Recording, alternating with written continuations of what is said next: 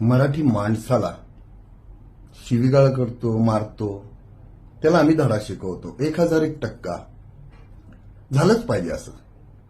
जो कोणी मराठी भाषेचा अपमान करेल, जो कोणी मराठी माणसाला हात उचलेल, शिवीगाळ करेल, त्याला धडा शिकवलाच पाहिजे. त्याच्या खानाखाली बसलीच पाहिजे.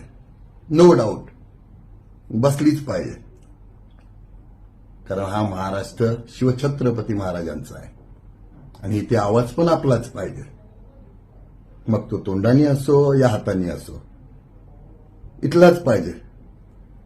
पण मी फक्त हेच सांगतो, कुठल्या पण आपल्या हिंदू बांधवांना जोर जबरदस्ती मारू नका, हे सांगितलेलं. जोर जबरदस्ती करू नका, हेच सांगितलेलं. पण काही लोक लय मोठे ज्ञानी, ज्ञान शोधण्यामध्ये तर 1 नंबर आहे. ज्ञान नका शोधू. आणि दुसरी गोष्ट, काही शाणे लोक ना मेसेजमध्ये धमकी देतात, ए गांडू, कधी पण कुठे पण दादागिरी माझ्या बरोबर नाही. माझ्या बरोबर नाही. हे राजकारण चाललंय ना, चालून दे. तुम्ही पडू नका. नाही उगतच ना घरच्यांना त्रास होईल. माझ्यावर दादागिरी करायची नाही. पहिला घरच्यांना विचारा. नाही तर तुमच्या आजूबाजूला कोण उच्चा असेल ना, त्याला एकदा माझ्याबद्दल विचारा. खोटी दादागिरी करायची नाही माझ्याबरोबर. हिशोबात राहायचं. आणि जिथे चुकीचं आहे तिथे मी बोलणार. ज्याला माझी काय उखाडायची ते उखाडून दे. मला घंटा फरक नाही पडत. समजला?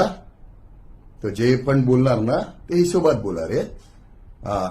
मी माझ्या मराठी बांधवांच्या खिलाफ नाही आहे. समजलं? मराठी भाषेच्या खिलाफात नाही मी. जो कोण चुकीचा करतोय त्याच्या खिलाफात आहे. त्याच्या बरोबर नाही मी.